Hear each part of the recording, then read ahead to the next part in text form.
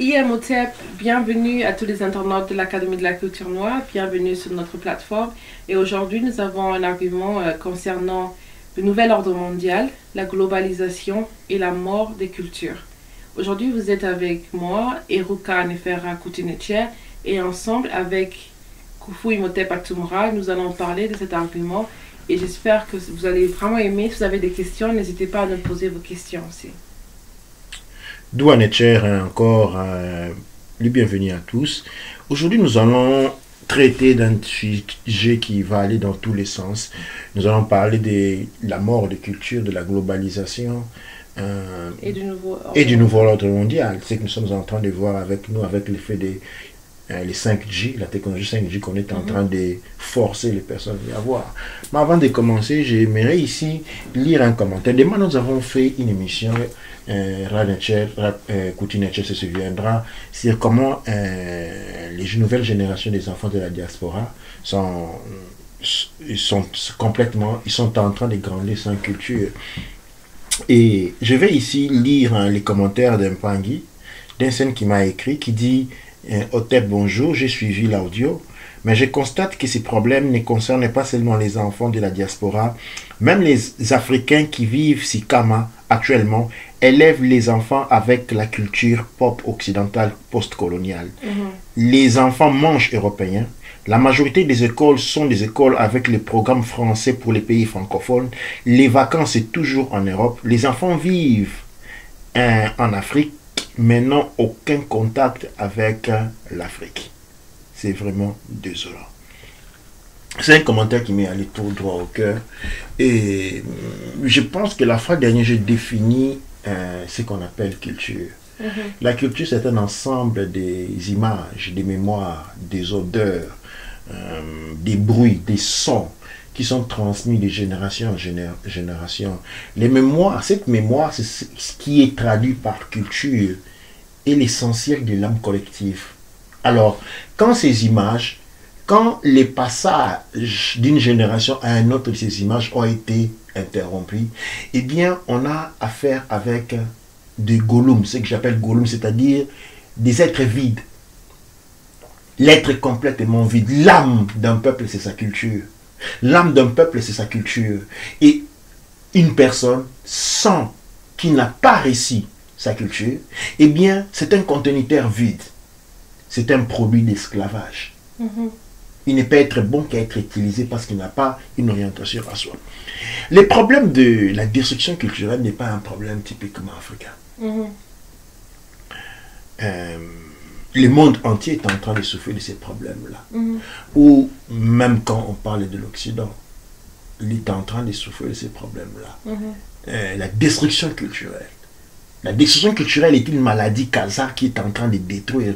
Avec cette idée de créer ces projets, de créer une globalisation, un monde global pour tout le monde, en fait, pour les faire, ce n'est pas qu'on demande aux nations de s'asseoir et d'apprendre à convivre. Absolument. Non, on demande aux nations de mourir. On demande aux personnes d'effacer leur mémoire. Or, les mémoires que nous appelons culture, c'est ce qui donne la vie. Absolument. Sans mémoire, il n'y a pas de vie. Non. Et donc, sans culture, la vie n'existe pas.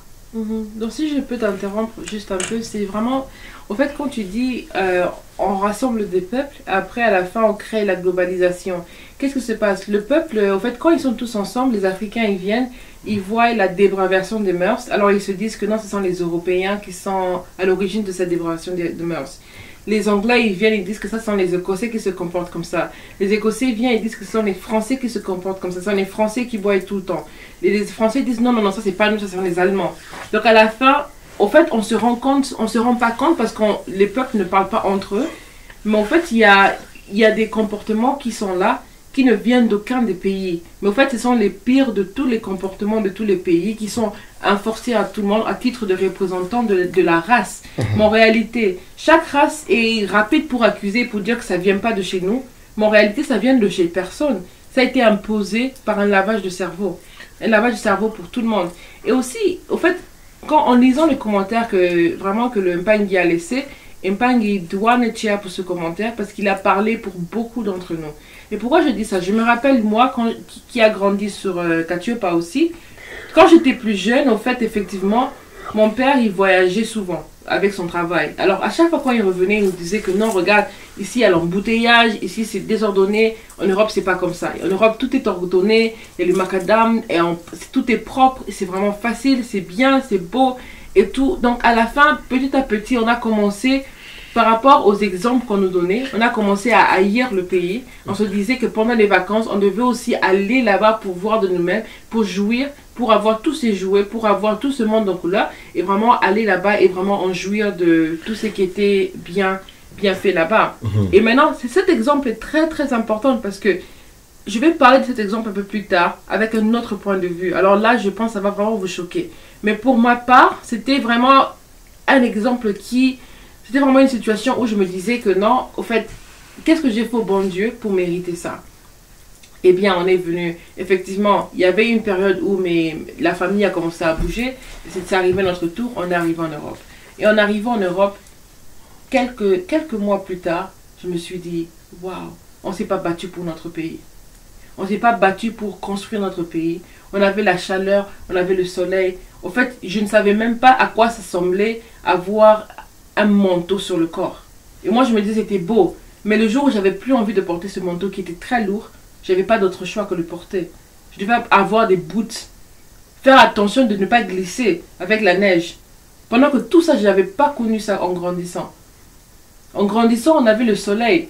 Après l'école, il y avait le soleil. Pendant qu'on était à l'école, tout le monde était à l'aise. Il y avait le soleil, il y avait de l'air, on était bien. En fait, on se préoccupait même du fait qu'il faisait même un peu trop chaud.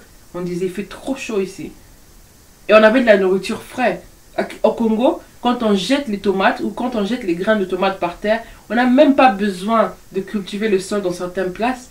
Ça va pousser tout seul. Eh bien, on a laissé ça pour venir dans des terrains arides. Et on se dit que ce que les autres ont construit était beau. Parce que, bien sûr, à cause du marketing qu'ils ont fait. La propagande. La propagande qu'ils ont fait pour nous attirer. Parce que hélas, au fait, je ne dis pas qu'on est venu de nous-mêmes. On a été attirés, on a été choisis, sélectionnés par la propagande. Et nous, on était des actifs. Donc, on est devenus... C'était dans le projet de détruire, de déstabiliser votre pays. Votre pays. Donc, notre pays déstabilisé, on a eu notre communauté déstabilisée. Alors, c'est là qu'on a commencé à quitter. Et en arrivant en Europe, j'ai commencé à vraiment bien apprendre le lingala. Parce que je ne parlais pas bien le lingala avant. Et j'ai commencé à parler le lingala. Et les gens se moquaient de moi. Ils me disaient que tu parles le lingala avec un accent, un mauvais accent. Et je vous dis aujourd'hui, à chaque fois, je me bats et je parle la langue avec n'importe quel accent que je porte, mais je la parle sans honte. Parce que même en anglais, il y a 1500 sortes d'accents anglais. Chaque coin, chaque district a son propre accent, son slang, a ses propres mots. Chaque partie a son créole, disons. Son créole. Chaque partie a son créole, ses accents personnels. Mais chez nous, on ne reconnaît pas cette diversité culturelle, au fait. Linguistique, on n'accepte pas ça. Et vraiment, quand j'ai lu ce commentaire, ça m'a fait revenir à la petite fille que j'étais. Et vraiment, un de mes rêves, c'est vraiment de dire à cette petite fille que tu es parfaite. Tu es parfaite là où tu es. Et tu es heureuse. Et tu es bénie, si on peut dire ça. Tu es dans une terre qui est dans une très belle terre. Et apprends à l'apprécier. Apprends à la développer. C'est à toi de développer. Tout ce qui manque là-bas, c'est à toi d'apporter ça là-bas. Doua Nature. Doua Nature, très bien, nous remercions notre maman Ranetcher. Un point important que maman Ranetcher a soulevé quand il a dit on apprend avec les commentaires faits par les papas, l'Europe est mieux, il n'y a pas de trafic, il n'y a pas des embouteillages, il n'y a pas de bouchons, tout est macadamisé. On apprend à aimer.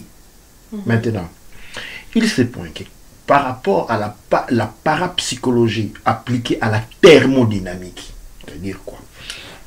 La psychologie, c'est l'étude du comportement. Ok? La thermodynamique, ou le quinta, c'est la science de l'étude du mouvement par rapport à la chaleur. Or, la psychologie a pour simple centre de fonctionnement le centre nerveux. Et le centre nerveux est susceptible à la chaleur. Par rapport à cette étude-là, nous avons trouvé la relation que pour commencer à aimer ce qu'il y a à l'extérieur de toi, tu dois commencer par haïr ce qu'il y a à l'extérieur de toi. Maintenant, Absolument. on a développé ces sentiments à travers ces genres de commentaires. L'enfant commence à haïr ce que lui voit. Or, ce que lui il voit, ce sont des images. Ces images qu'ont vu ses ancêtres de génération en génération. Ce que l'enfant voit est ce qu'on appelle sa mémoire. Et sa mémoire, c'est son âme. Maintenant, en ne développant pas de la haine contre ces images-là, on développe de la haine contre sa mémoire. Ok? Et cette haine-là devient ce qu'on appelle l'identité psychologique de la personne. Ok?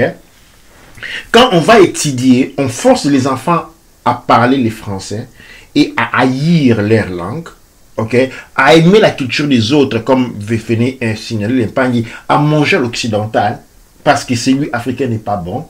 Qu'est-ce qu'on fait? On rentre dans l'enfant, on plonge l'enfant dans un tas catatomique de haine intérieure. Ok? Cette haine-là, ça devient son identité. Maintenant, nous nous reconnaissons entre nous à travers notre identité. Nous communiquons entre notre identité. Quand il y a la haine à toi, les autres ne pourront que t'haïr. Quand tu n'as pas de respect pour ce qui est ta culture, ce non-respect de toi-même, parce que c'est toi, va être perçu par les autres. C'est à ce moment qu'en venant en Europe, on découvre ce qu'on appelle le racisme partout. Le racisme est une tendance institutionnelle qui a rien avec la politique. Mais ce que nous voyons comme manifestation généralement de non-respect, okay, c'est en fait les autres ne te respectent pas parce que toi tu n'as pas de respect à toi.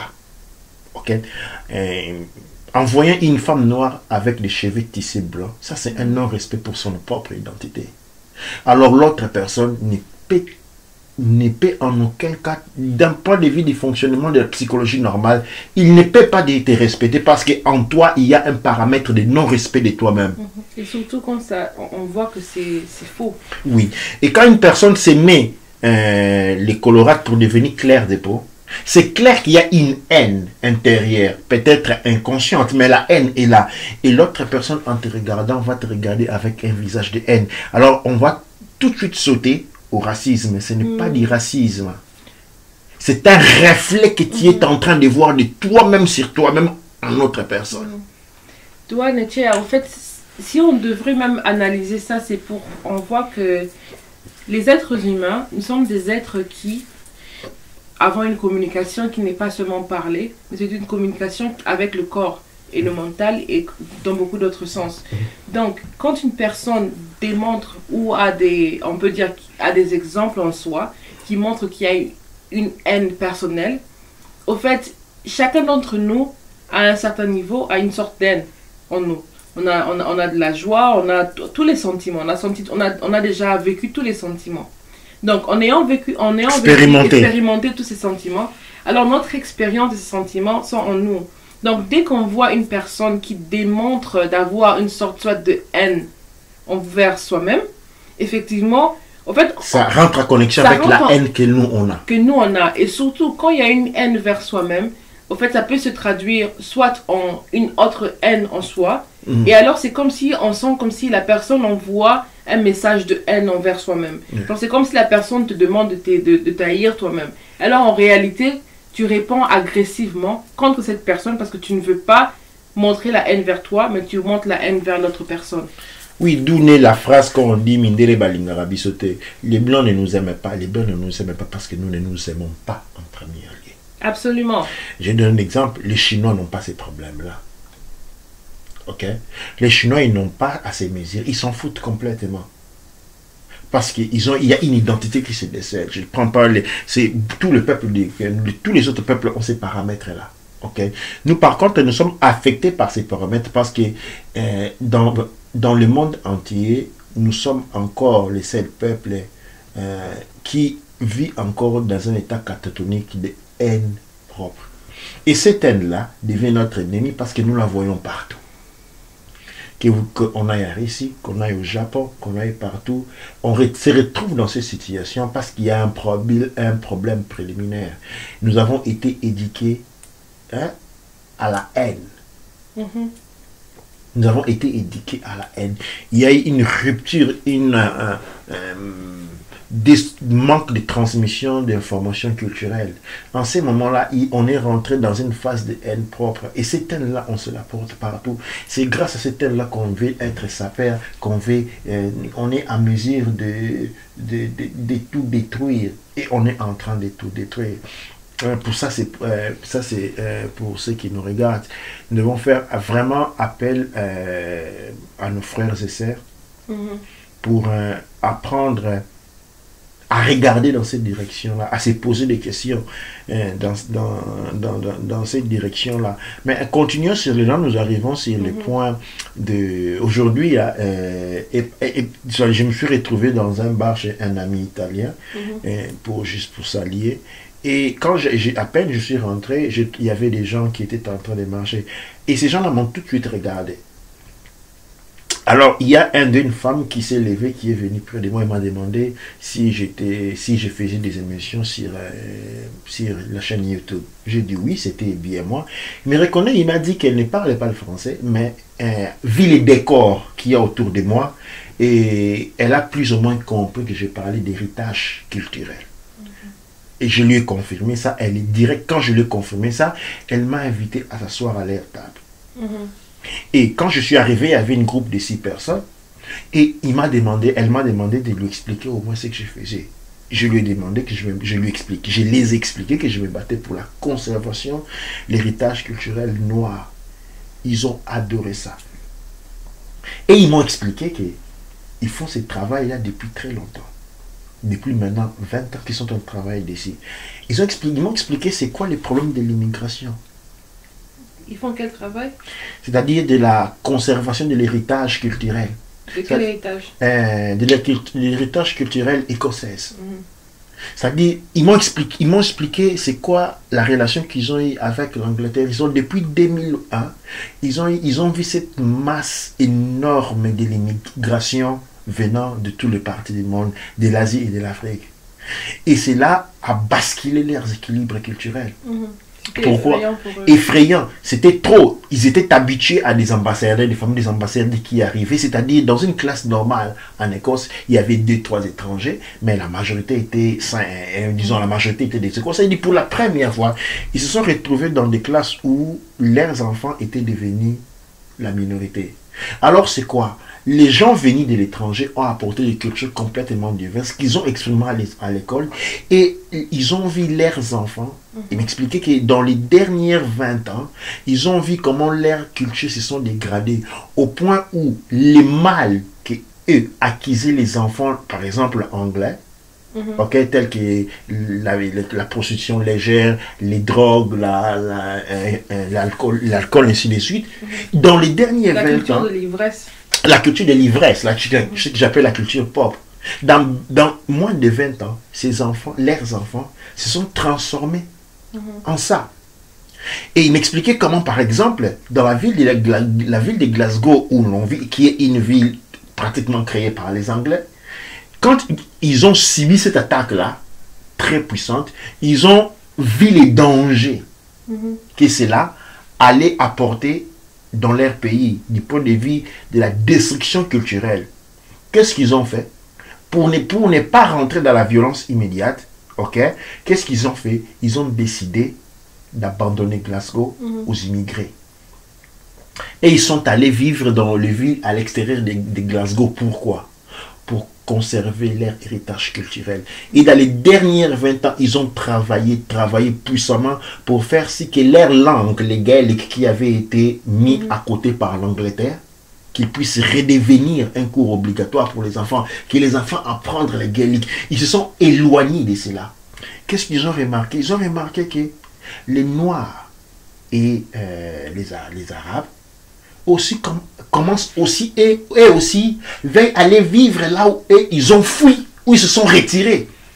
Dans les petits villages. Dans des petits villages, je dis, là maintenant, il nous reste, on est poussé à l'extrémité et à des situations extrêmes, naissent des réactions extrêmes. C'est-à-dire, à un moment donné, le média va mal répondre. Que les médias vont interpréter comme racisme, on a tapé un noir. Non, en réalité, qu'est-ce qu'ils disent? On vous a laissé Glasgow. Vivez à l'intérieur de Glasgow.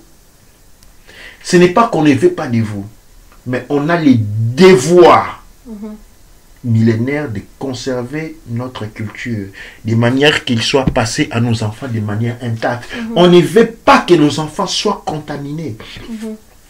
Et quand ils ont dit ça, j'ai réalisé pourquoi quand j'étais en Italie, chaque fois qu'il y avait 2-3 enfants étrangers qu'on mettait dans une classe, les Italiens venaient retirer leurs enfants. Non, les enfants n'allaient pas à la classe. À l'école, on a interprété ça comme de la discrimination, mais ce n'est pas de la discrimination, c'est la conservation de la culture, parce que la culture, comme je disais, c'est un ensemble de mémoires, et qui y est enrichi de génération en génération. Mais cet enrichissement doit être fait selon des paramètres bien définis. Et ils ont évité, généralement parmi les Noirs, on pense que non, les Blancs ont une culture légère. Non, non, ils ont une culture fondamentale. Mais seulement nous qui venons de l'Afrique, à l'Afrique, on t'enseigne pas la culture occidentale, on t'enseigne une forme de culture pop générale. Voilà, la culture pop. On te raconte des histoires et puis, généralement, tu t'informes par la télévision avec des films. Voilà. Ou dans les films, on te fait voir que, généralement, vers le blanc, faire le sexe, et on pense qu'on boit la boisson, et on pense qu'ils sont comme ça. Mais ce n'est pas vrai. Ils ont des cultures propres et ils sont en train de se battre, contrairement aux Noirs, pour préserver leur culture. Cette famille, ce groupe de personnes m'ont offert, il dit non, je leur ai expliqué ce que je faisais, ils ont adoré ça. Et tu sais, il m'a raconté une histoire étrange. Il y a un de ces gars, un de ces messieurs qui me dit que il y a 4 ou 5 ans, il a connu un problème à Glasgow. Alors, après la guerre avec les Anglais, et ils ont perdu la guerre. Lui, son arrière-grand-père avait perdu était un de ses parmi qui était mort. Alors, comme reconnaissance, ils avaient créé un culte, les jupes, qu'on appelle culte, les jupes écossais, particuliers, un de ces motifs particuliers. Les cults, il y avait un motif particulier qui avait été créé juste pour les gens qui avaient perdu leurs parents. Alors les parents, c'est qu'il y avait des gens qui étaient revenus des guerres avec une jambe coupée, mais l'Angleterre avait c'était s'assurer d'éliminer pratiquement tous. Alors les familles, toutes les familles des personnes qui avaient perdu des parents comme ça, on leur avait donné ce culte honorifique pour les sacrifices. Alors, ce culte est encore mis en commerce. Donc la jupe. Ouais, la jupe. Alors, il m'a dit, un jour, en pleine ville de Glasgow, ils voient un noir qui s'était vêtu avec le même culte. Ce même jupe.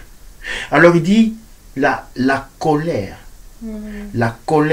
et l'envie de plaire était tellement énorme de voir ces symboles qui représentent ces ancêtres morts pour la libération être banalisés et pris pour un objet comme des pacotis. Non, comment on appelle ça, la sape, non? Ah ouais. Ouais, et je traitais de cette manière, c'était devenu un objet de sape. Ouais. De mode, un objet de mode.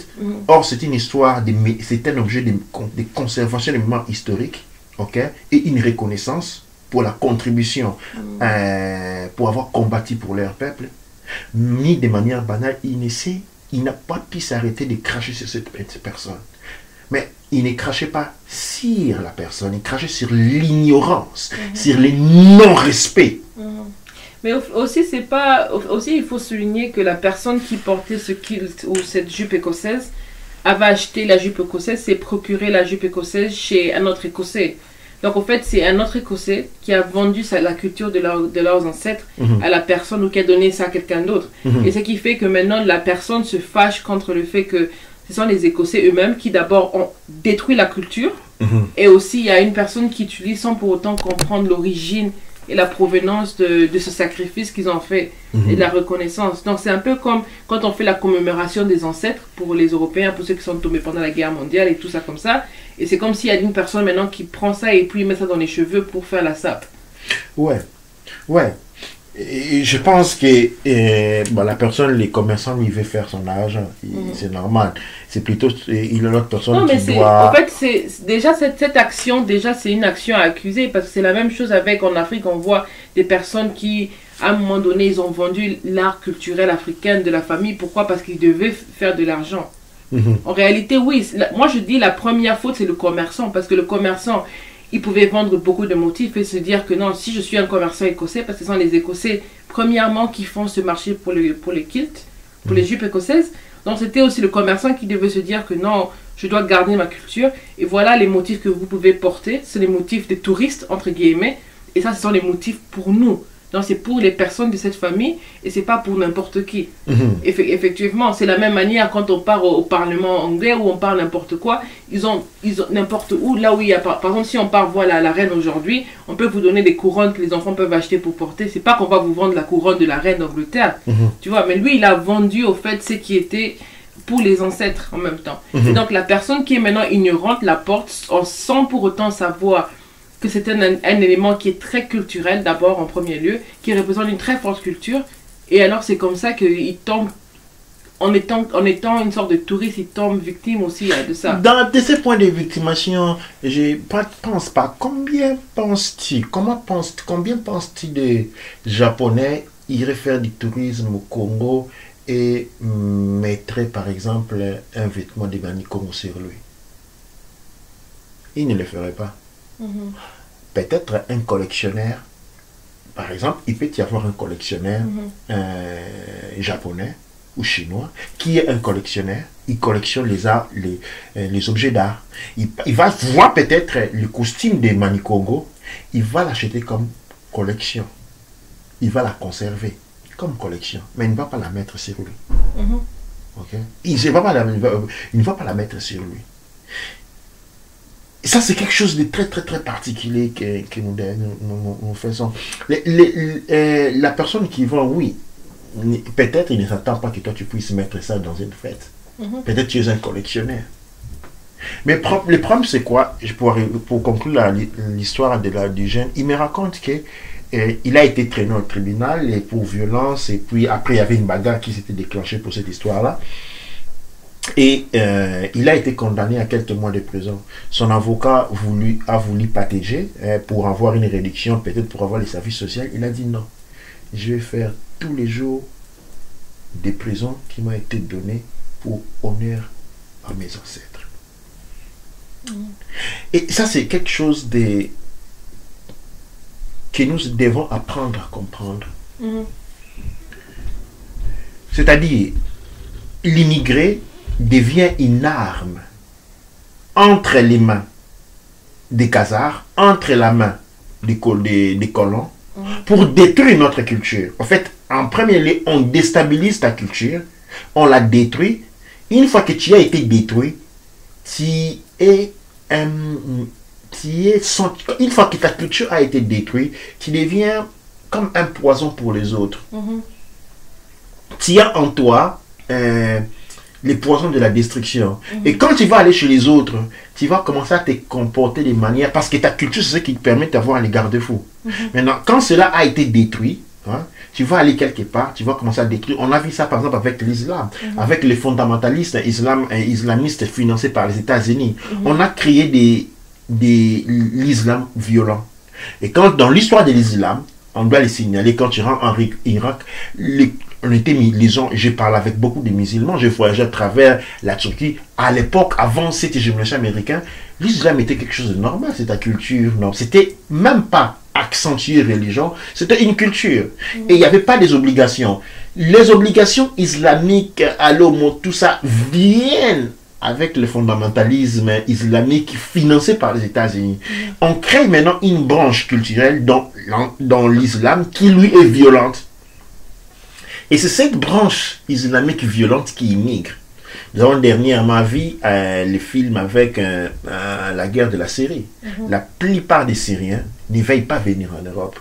Ils restent où ils vont en Turquie, où ils ont été récits par leurs proches. Ils fouillent jusqu'au moment où ils peuvent se reposer, même proches de leur pays. Ils restent toujours proches de leur pays. Ils se disent, à tout moment, je dois être en mesure de rentrer. À tout moment, je dois être remisé en rentrée. Ils vont donc en périphérie, mais ils ne s'en vont pas.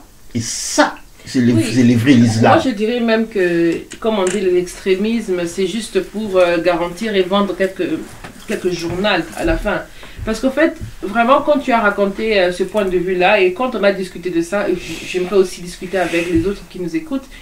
En fait, moi qui suis à Glasgow depuis à peu près plus de 15 ans maintenant, je me rends compte qu'en fait, moi, je suis la génération qui sont venus juste après 2001. Donc, on est arrivé ici en 2003-2004. Et alors, qu'est-ce qui s'est passé? Quand on est arrivé, nos parents, ma mère, elle nous disait, faites attention, quand vous allez là-bas, les mœurs des Européens, des Écossais sont comme ça. Donc, les enfants fument déjà à partir de 13-14 ans. Et puis, les petites filles, les jeunes filles, à partir de 14-15 ans, ils sont dehors toute la journée avec n'importe qui, n'importe comment. Donc, faites attention. Les garçons, il ne faut pas sortir avec des blanches parce qu'elles partent d'homme à homme, pratiquement. Et les filles aussi, faites attention parce que eux, ce ne sont pas des personnes qui s'investissent dans les relations, c'est juste pour une nuit et puis après, ils vont s'en aller. Donc, alors, on a eu tout ce genre d'enseignement de ma part, mais je parle aussi de mes amis musulmanes aussi, où les parents ont dit les mêmes choses. C'était dans le genre où, si on vous retrouve avec des garçons blancs, vous êtes morts pratiquement. Parce qu'on nous apprenait qu'il y avait cette dépravation de culture. Et pour nous qui sommes venus, moi je suis venue quand j'avais déjà entre 13 et 14 ans, donc j'avais déjà commencé mon parcours vers la maturité, donc j'étais déjà en mesure de voir ce qui était bien, ce qui était mauvais. Donc j'étais en mesure aussi de voir qu'effectivement, donc tout ce que ma mère me disait de faire attention, je le voyais devant moi. Et je voyais même pire que ce que ma mère me disait de faire attention. Donc je voyais que la culture écossaise, parce que moi je suis venue en Écosse, je voyais que la culture écossaise n'était pas une culture à suivre par rapport à ce que j'avais devant moi. Et ce n'est qu'après, quand j'ai fini l'université, ou quand j'étais à l'université, que j'ai rencontré d'autres formes d'Écossais. J'ai rencontré une communauté un peu plus large et j'ai rencontré beaucoup de personnes qui préservent leur culture, des personnes qui parlent leur langue naturelle, le gaélique. Et déjà à Glasgow, il y avait très peu à l'époque. Aujourd'hui, il y en a beaucoup plus, mais à l'époque, il y avait très peu. Alors, qu'est-ce qui se passe? C'est parce que, selon, vraiment pour parler comme les personnes qui viennent, en fait, les gens qui viennent sont des personnes qui, leurs pays ont été déstabilisés et c'est comme ça qu'ils ont besoin de quitter leur pays. Leurs pays ont été déstabilisés, selon nous, dans nos yeux, par l'Europe, par les Européens. Mais en réalité, nous, on ne se rend pas compte au fait qu'il y a une main derrière, comme il y a notre aîné François Traoré qui aime beaucoup dire, on ne se rend pas compte qu'il y a d'abord, l'esclavage a déjà commencé déjà en France avant même que ça parte en Afrique. La colonisation avait déjà commencé en France avant même, donc la colonisation avait commencé en Écosse avant que ça puisse arriver en Afrique. Et vous maintenant, quand nous on arrive maintenant, alors on avait déjà, on a retrouvé un traitement très mauvais, mais au fait, quand on le met dans le contexte historique, on réalise quoi?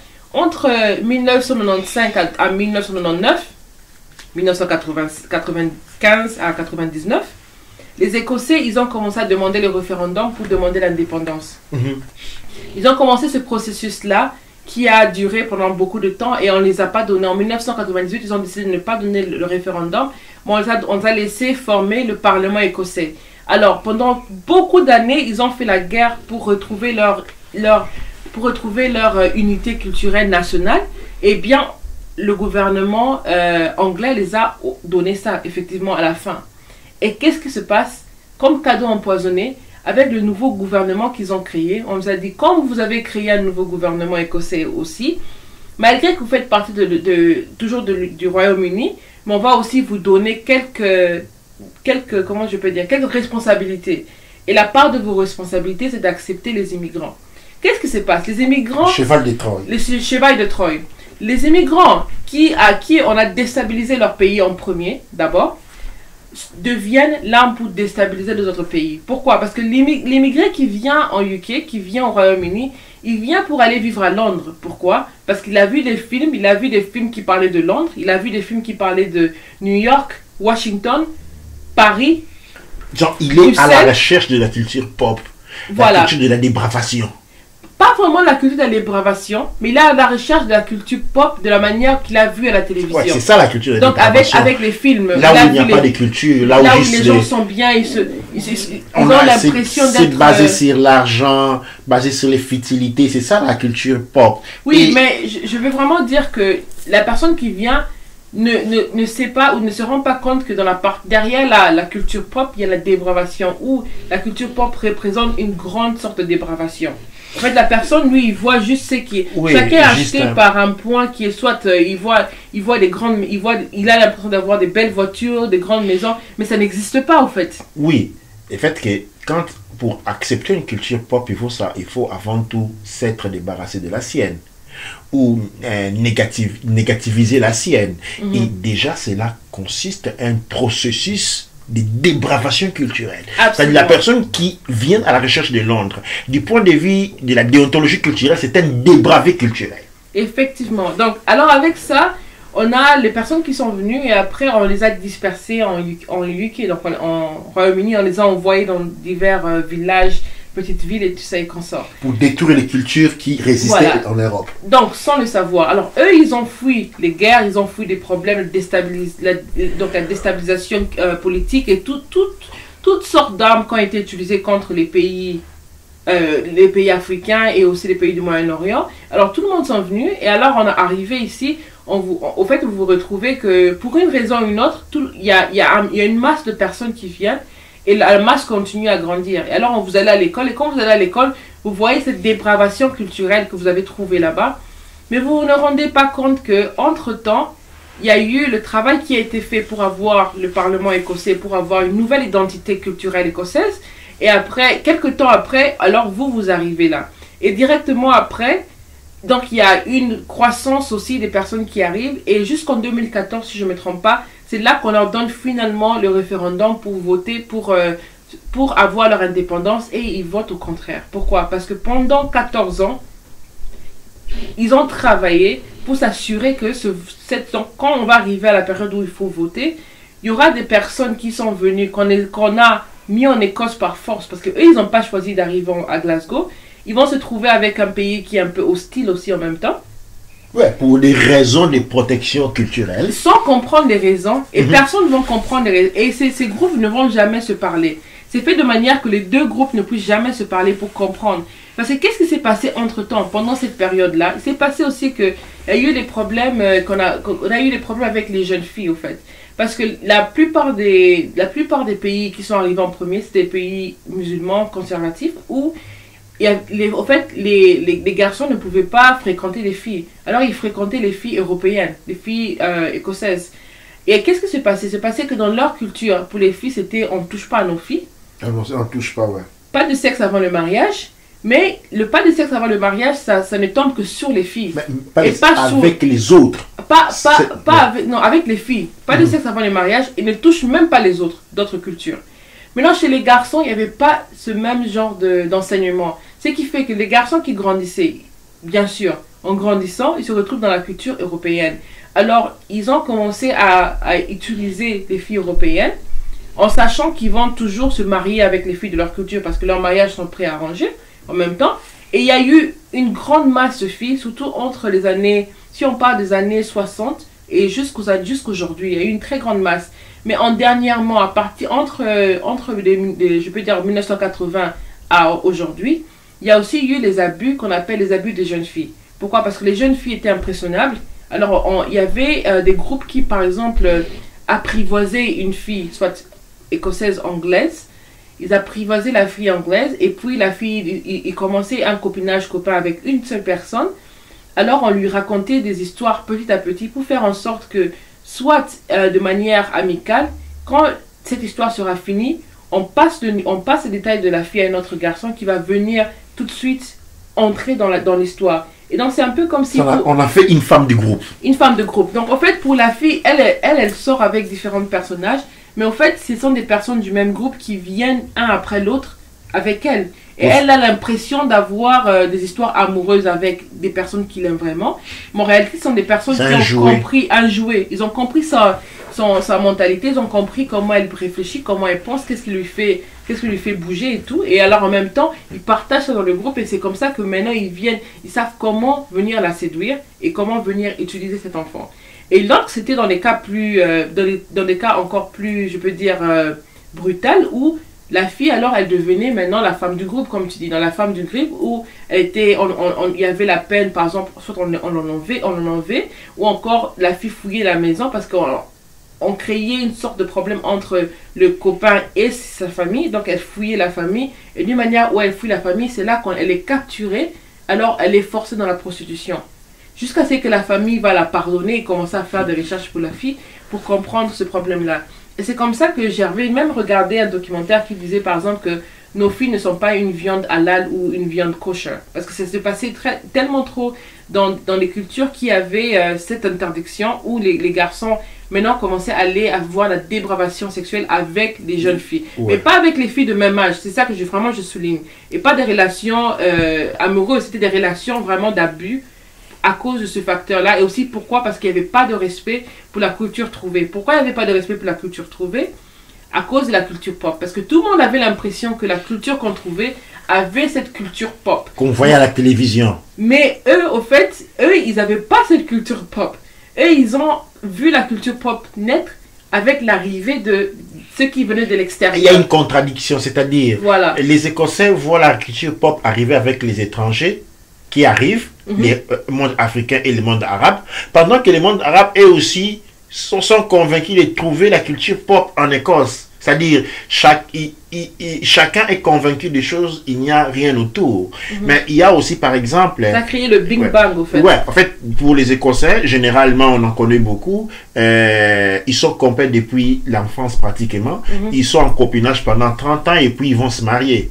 C'est-à-dire, alors, la fille écossaise venant en rapport avec quelqu'un, il est en train de s'attendre à cette démarche parce qu'il y a des expectatives qui ne viennent que de sa culture. Donc, il s'attend qu'il y a un rapport de l'autre. Pendant que de l'autre côté, il y a ce qu'on appelle une mauvaise intention. De la personne qui sait, ok, je viens coucher avec la fille, relation sexuelle, puis je la passe à quelqu'un d'autre. Et cela crée un clash. Mais il y a côté par ça, c'est du côté du monde arabe. Du côté du monde africain, on a un autre problème. Des gens à la recherche qui trouvent qu'on a créé cette histoire-là aussi. Tu maries une femme écossaise, blanche, et avec ça, tu avais les documents. Le problème, c'est quoi? La fille qui mariait, sachant que tu n'as pas de documents, il se dit c'est un élément qui va en cours. Ça va de soi avec la relation du couple. C'est normal que tu aies des documents. Pendant que dans l'Africain, lui, il a son plan. Parce que ou déjà il a sa propre copine, ou déjà il est marié d'où il vient. Tout ce qu'il veut, c'est marier la fille et après avoir les documents et la laisser tomber. Et cette situation crée un stress du point de vue de la population locale qui se sent utilisée. Okay, et il n'y a rien qui peut faire. Et il n'y a rien qui peut faire. Maintenant, ça crée des distances. Ça crée des animosités. Qu'est-ce qui se dépasse maintenant? L'autre qui vient, avec cette masse de l'immigration, est perçu comme un mal. En réalité, se déplaçant aussi en masse dans un écosystème, c'est la destruction de l'écosystème.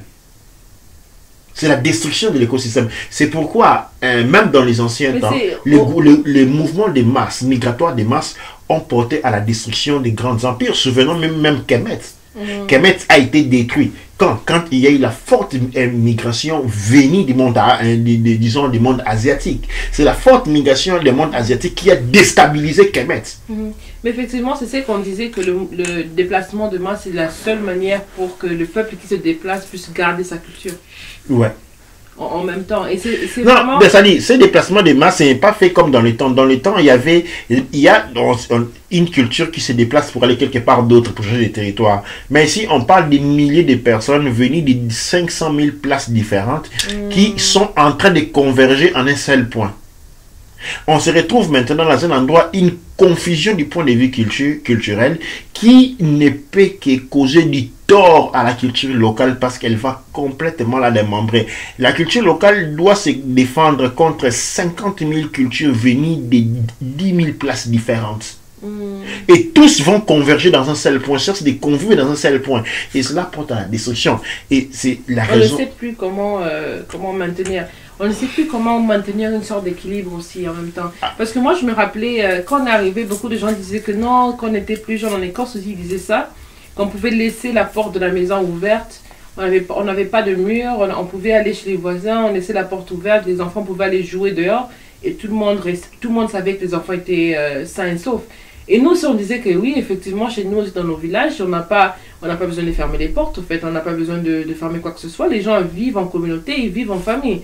Et alors, on réalise qu'au fait que c'est partout, que ça est en train de mourir partout. Parce que, au fait, quand une personne qui représente une culture se retrouve ailleurs, et surtout que se retrouve là pendant beaucoup de temps, et est en train de visioniser ou de voir la destruction d'une autre culture, en revanche, ce qu'on ne réalise pas, c'est que cette destruction est aussi en train de s'effectuer au même moment de là où cette personne vient. Et c'est comme ça qu'elle est à mesure de voir la destruction. Et c'est ça qu'on n'a pas réalisé. Et c'est comme ça que, effectivement, on doit regarder le nouvel ordre mondial, l'agenda global. L'agenda global. L'agenda global, parce que quand beaucoup d'entre nous voient, on dit que non, les Européens sont racistes, les Écossais sont racistes. Pourquoi? Parce que le message qu'ils viennent apporter est dilué par le média. Le média ne vous laisse pas écouter qu'est-ce qu'ils sont en train de dire. Parce que moi, je me suis dit que ce que la femme disait, ce que la dame a dit, c'était la même chose que ma mère disait quand on est arrivé. Dans le sens que faites attention avec ceux qui veulent juste s'amuser, prendre de la drogue, boire de la bière ou bien fumer très jeune, ou encore juste avoir un libertinage à 100%, c'est pas une très bonne culture. Et nous, on associé ça avec la culture écossaise. Pendant que les Écossais aussi ont associé ce nouveau mouvement avec les nouveaux arrivés. Et pendant que tout le monde voulait avoir une culture meilleure pour leurs enfants, et tout le monde veut avoir un espace où leurs enfants peuvent grandir. Maintenant, la nouvelle ordre mondial nous utilise chacun contre l'autre sans qu'on puisse se rendre compte. Et chaque action qu'on pose, c'est une action contre l'autre, sans pour autant se rendre compte.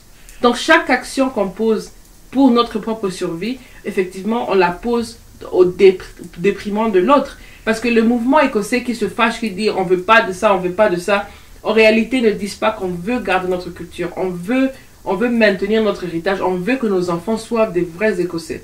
On n'écoute pas ça. Parce qu'il y a eu même, aujourd'hui, il y a un très grand problème en UK, un peu partout en Europe, c'est le fétissage, donc on peut dire le fétichisme du métissage.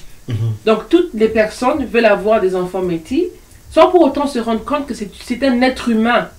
C'est une personne qui aura une vie, qui va grandir. Et après, les enfants sont même abandonnés par une famille ou abandonnés par les deux familles.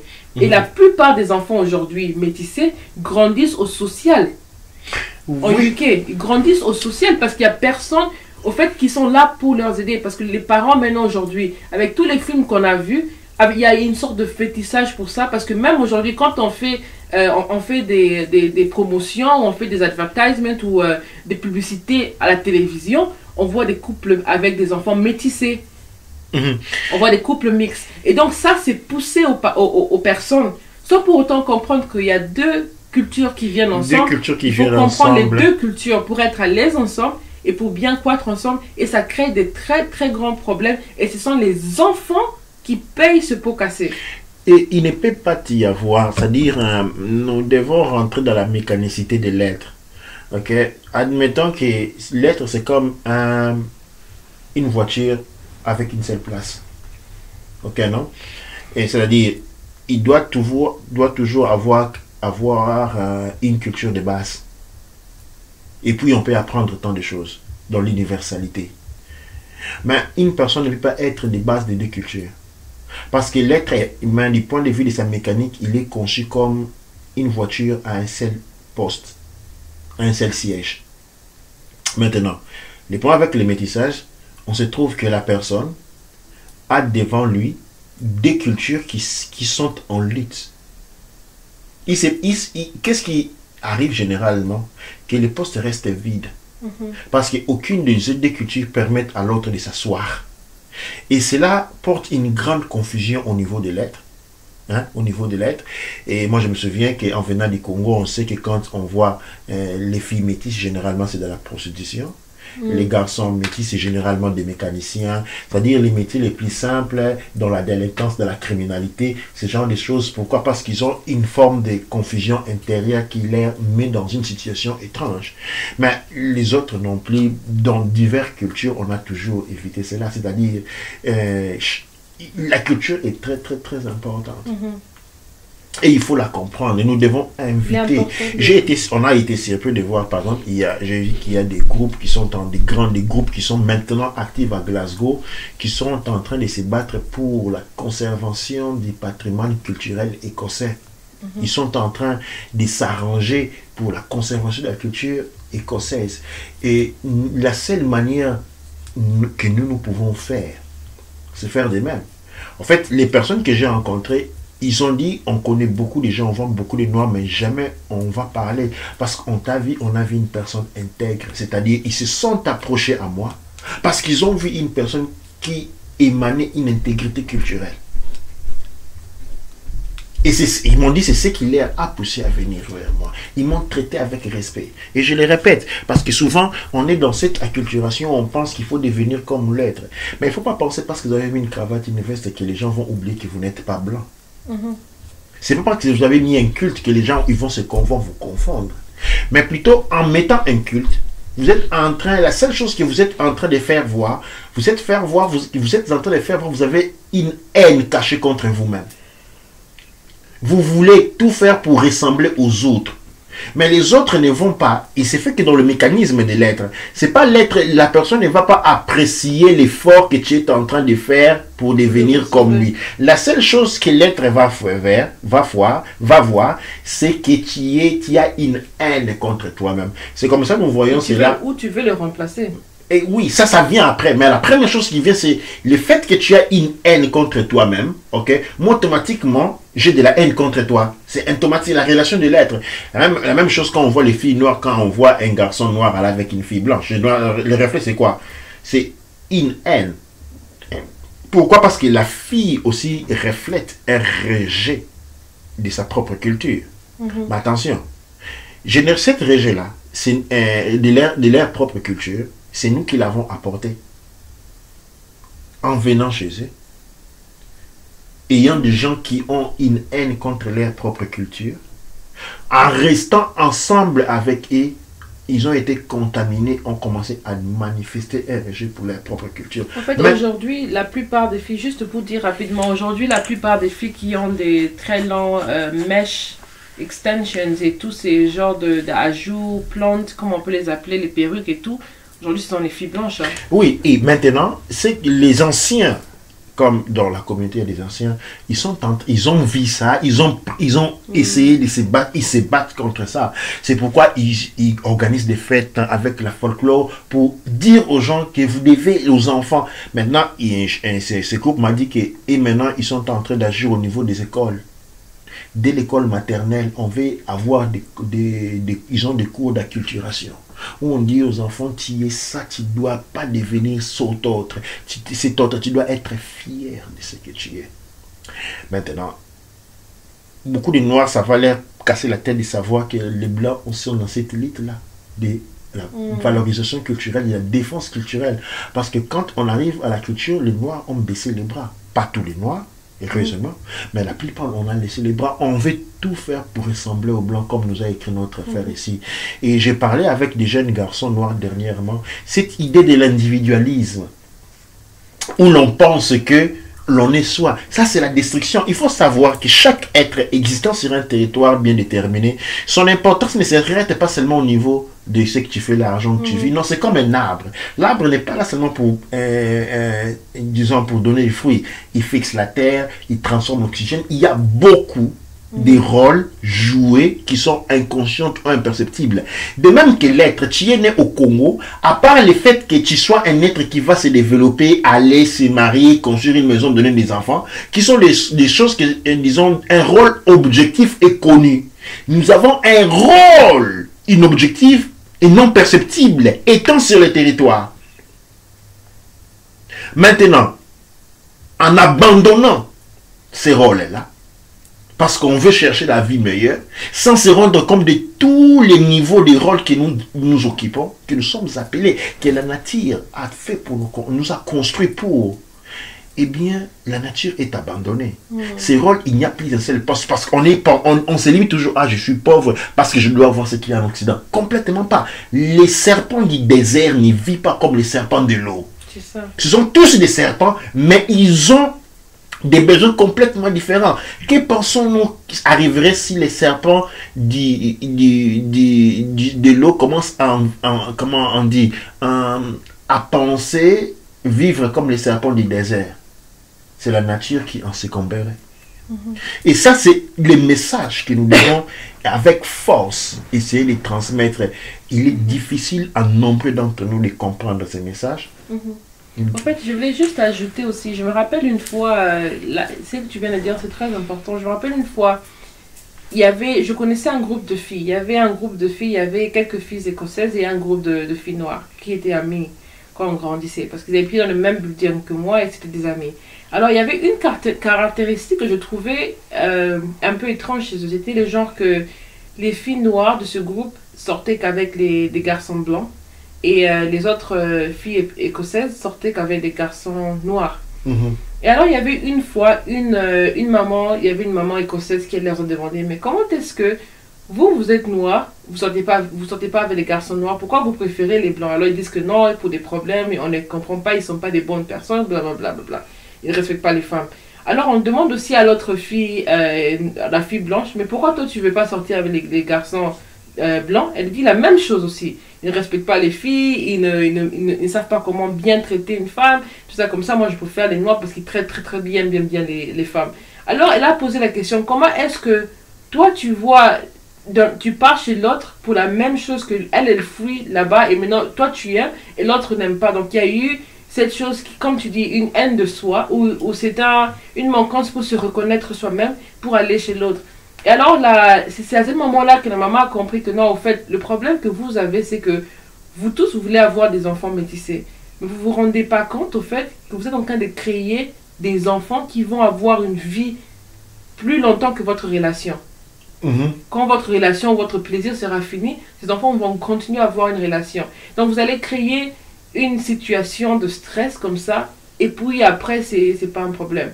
Et elles ont rigolé, c'est parti. Mais aujourd'hui, on allait dans un mariage. Quand je suis allée dans un mariage il y a 2 ans, et je les ai vues comme ça, et effectivement, elles étaient toujours en train toujours avec ce comme je peux dire, ce crossover.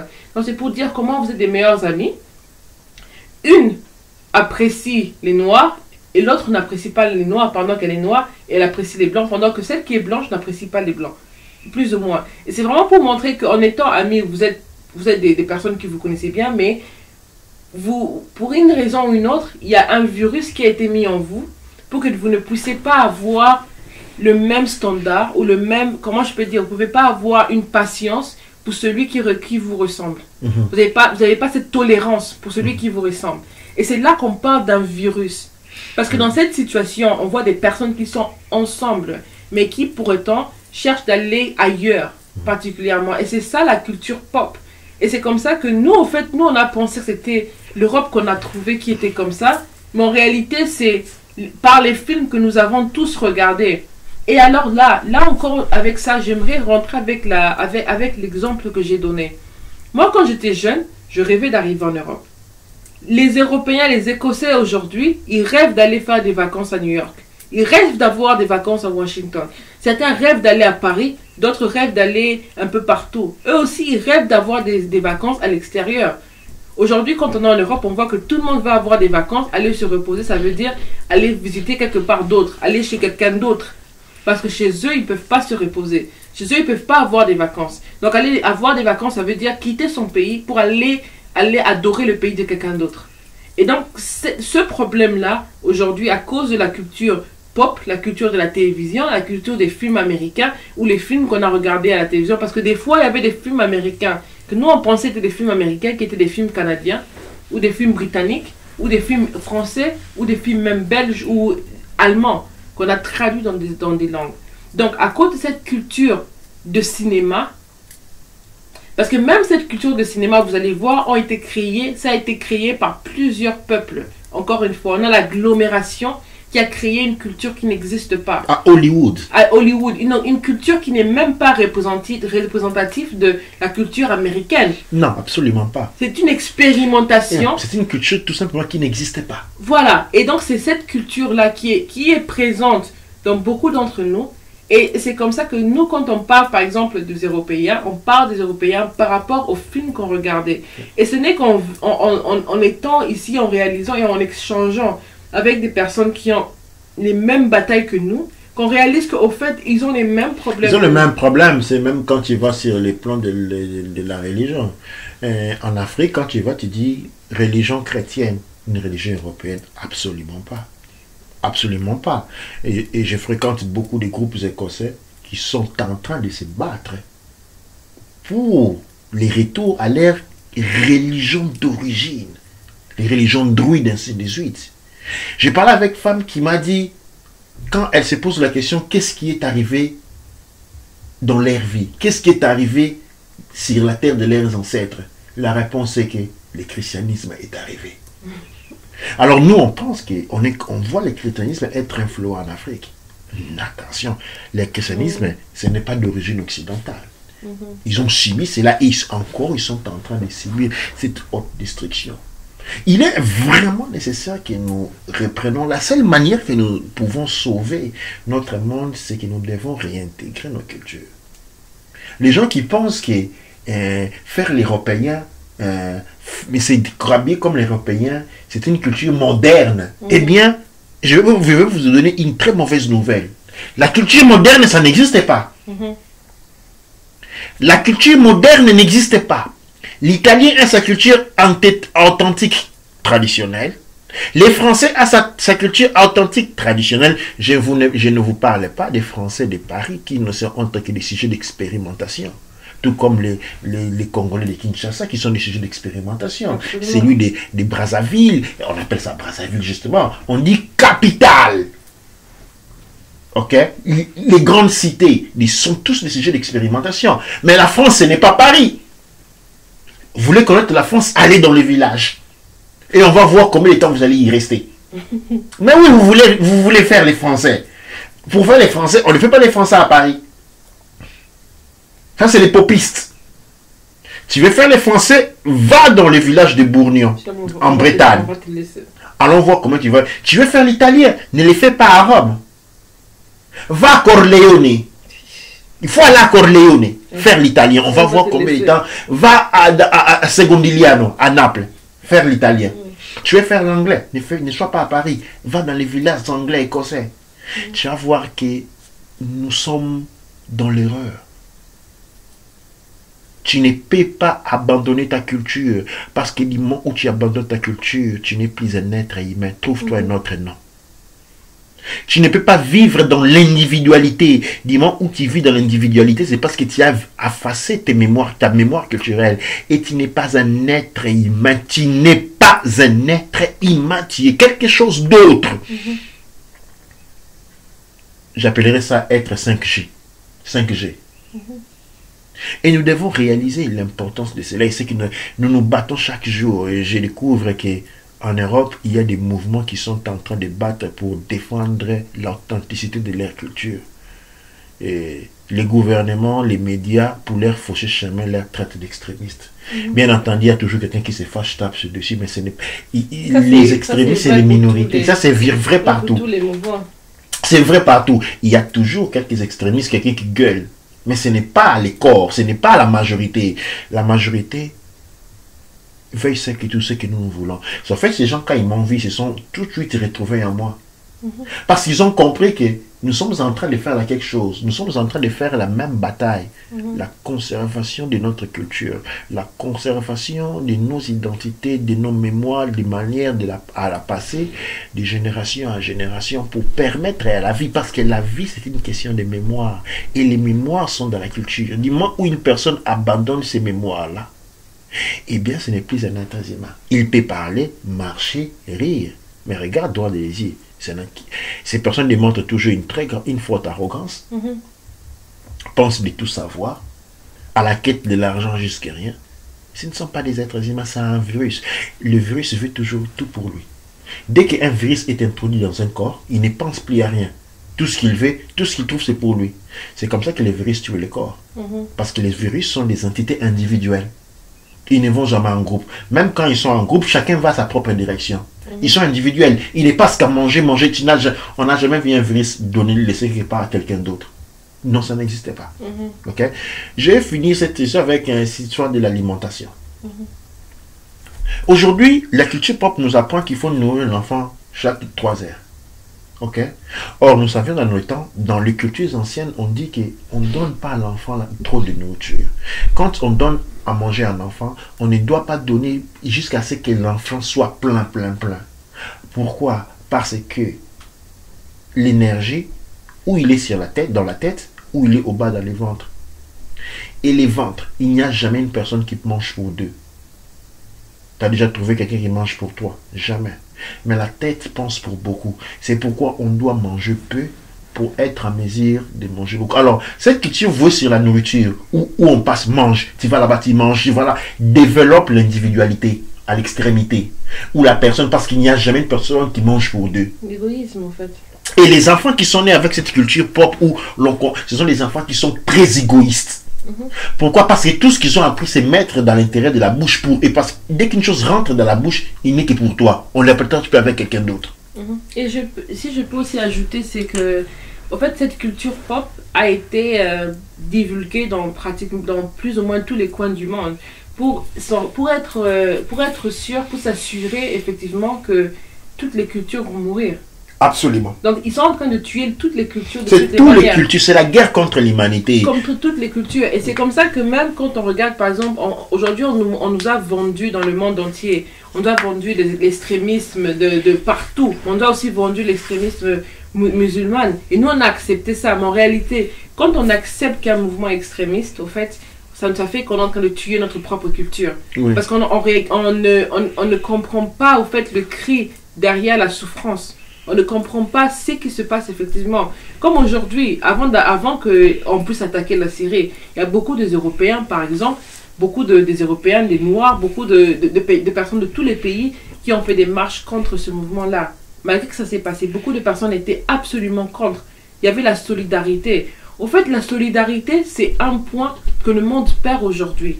Dans les mondes anciens, il y avait tout le temps la solidarité. Pourquoi? Parce que chaque culture, dans sa culture, il y a la solidarité dans toutes les cultures. Dans toutes les cultures. Dans toutes les cultures du monde authentique, on trouve la solidarité. Il n'y a que dans la culture pop où la solidarité est une faiblesse. Regarde aujourd'hui, moi je me souviens, il y a 30 ans, si les gens te voyaient te faire une photo toute seule, les gens on dit qu'on te demande si tu es fou. Quoi. Comment toi, un être humain, on va aller exactement te dire ceci. Toi, comment toi, un être humain en bonne santé mentale, tu vas te faire une photo toi-même? C'était malade. Autant mieux faire les photos juste du scénarii comme ça. Ouais. Aujourd'hui, c'est quoi aujourd'hui? Comment on appelle ça? Les photos selfie. Selfie, c'est devenu normal. C'est-à-dire, quelque chose, la maladie est devenue normale. Et ça, ce sont les attributs de la culture pop. Une culture de destruction, un virus qui est en train de détruire partout, pas seulement le monde noir. Tous les autres peuples du monde sont en train de s'immobiliser pour se battre contre cet envahissement. Ce virus qui a proliféré est devenu très puissant parce qu'il est tout de suite allé occuper, prendre les sièges de pouvoir. Tous les gens qui sont en train à la place de pouvoir font partie de la culture pop. Et le peuple maintenant doit se réunir.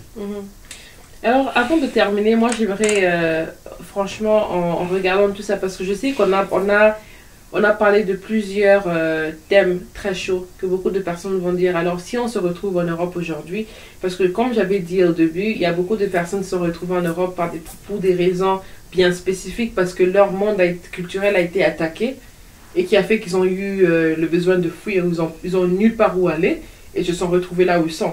Donc, on ne juge personne, mais en réalité, que faire si une personne se retrouve dans un monde où il se retrouve avec tellement trop d'hostilité par les autochtones qui retrouvent dans l'endroit? Qu'est-ce qu'ils peuvent faire?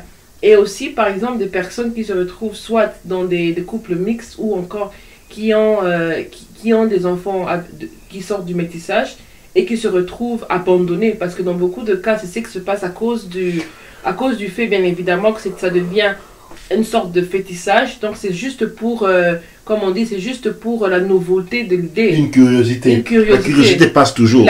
Comme la curiosité passe, alors on retrouve qu'il y a des personnes qui deviennent victimes cette curiosité, qui doit vivre avec les conséquences de la curiosité. Et vraiment, c'est de voir qu'est-ce que les personnes peuvent faire dans ce cas-là. Comment faire quand on se retrouve dans une situation pareille. Très grande question. Question difficile à faire. La première chose, pour ceux qui regardent les autochtones, il faut comprendre qu'ils ont raison. Ok, tout comme en Afrique, on est en train de dénoncer de loin l'invasion des autres, c'est ce qu'ils sont en train de faire. Donc on doit comprendre cela. On doit comprendre que c'est leur territoire, c'est leur écosystème et notre présence. Et oui, ils sont victimes. Ouais, ils sont victimes de notre présence. Parce que notre présence dérange les mécanismes de fonctionnement normal de leur écosystème. Cela leur rend la vie difficile à tous les niveaux. Okay? Nous devons sortir de cette conception de la vie superficielle qui est fait d'aller quelque part où on te donne de l'argent et pour y vivre parce que tu as beaucoup d'argent. C'est une conception pas digne d'un être que je qualifierais d'être humain. C'est une conception du virus. Le virus va là où il peut manger parce qu'il s'en fout complètement de tout. Du moment où l'ost qu'il a été mangé est mort, où il meurt lui aussi, où il trouve le temps de passer à un nouveau os qu'il va continuer à consommer. Nous devons prendre la décision. Sommes-nous des êtres humains ou sommes-nous des virus individuellement? Ça, nous devons décider. Pour les autochtones, nous devons comprendre et embrasser leur lutte. Utiliser peut-être pour leur lutte, leur douleur, pour valoriser ce que nous avons laissé. Pour valoriser ce que nous avons laissé. Avoir des partages, par exemple, pour comprendre... Oui, absolument. Avoir des partages, comprendre leur... Vous aussi, vous avez été... Comprendre que vous aussi, vous avez été blessé, effectivement. Ouais, absolument. Et nous devons faire ces démarches-là. Et je le répète encore, la culture, c'est la clé. Hors de la culture. Du moment où vous rejetez votre culture, vous êtes dans un état de haine, les autres vont vous haïr. C'est une question de temps ou de phase. Il faut revaloriser la culture. Il faut revaloriser la culture. Si vous n'avez pas, vous êtes mélanodème, vous ne savez pas où vous tournez, l'Académie de la culture noire, l'Académie de la culture noire kémétique est là, elle ouvre les portes et nous recevons maintenant des dizaines des arrivées par jour. Et nous avons besoin de beaucoup des activistes dans la revalorisation de la culture noire kémétique. Et donc, pour ce qui est des métissages, je pense qu'une question à la hâte comme ça, c'est une question qui demande beaucoup de réflexion. Tu vois, je ne vais pas répondre à la hâte pour une question qui intéresse des millions de vies. C'est plutôt le sujet d'une discussion de développement, d'une analyse profonde que nous aurons à faire prochainement. Doua Netcher, Doua Amonra, Doua Neb Ercher, je passe le mot à Ranetcher pour le mot de la fin. Au mot de la fin, moi je dirais que c'est vraiment très thérapeutique aussi de parler de ça parce que au fait, aujourd'hui, pour moi-même, cette conversation m'a beaucoup éduquée aussi. Ça m'a vraiment aidé à comprendre un monde que j'avais jamais vu. Au fait, moi, je me voyais comme la victime où on est venu dans un pays qui ne nous a pas vraiment acceptés. Mais en réalité, on était ignorants de la souffrance ou de la bataille qu'eux-mêmes étaient en train de reprendre pour garder leur culture. Et aussi pour comprendre, au fait, pour sa journée avec la nouveauté qui était arrivée en même temps. Et bien sûr, avec ça, il y a eu beaucoup de problèmes. En réalité, s'il y avait eu un dialogue pour que tout le monde puisse comprendre, et s'il y avait aussi eu un dialogue qui acceptait la culture de tout le monde et qui était ouvert pour aider, pour avoir un espace pour toutes les cultures, au lieu d'utiliser la culture qu'on a tous appris à la télévision, ça aurait été meilleur pour tous. Et je pense qu'avec ça, c'est vraiment très important. Et ce que ça m'a appris aujourd'hui, c'est de savoir que les personnes souvent qui vous font souffrir, ou les personnes qu'on pense sont au bureau, des fois c'est même pas eux en réalité. Des fois eux aussi ils sont victimes de quelque chose. Des fois eux aussi ils ne savent pas ce qu'ils sont en train de faire ou ils sont en train de se combattre contre quelque chose que l'ennemi que nous ne voyons pas. Donc avec ça j'aimerais finir en disant je suis vraiment très contente d'avoir eu ce débat. Si vous avez d'autres questions, n'hésitez pas à nous poser des questions, partagez les informations qui sont ici et vraiment très très content d'avoir votre support. Et je donne le mot de la fin à Kufu Imhotep Atumura. Doua Netcher, comme toujours, après un développement, une analyse aussi profonde. Nous remercions Neb Ercher et nous tournons vers Maman Ndombe et vers Amon Ra et nous disons Amasu empa emra sanksu. Emenra empa emra. Au kuaura manketipa erura.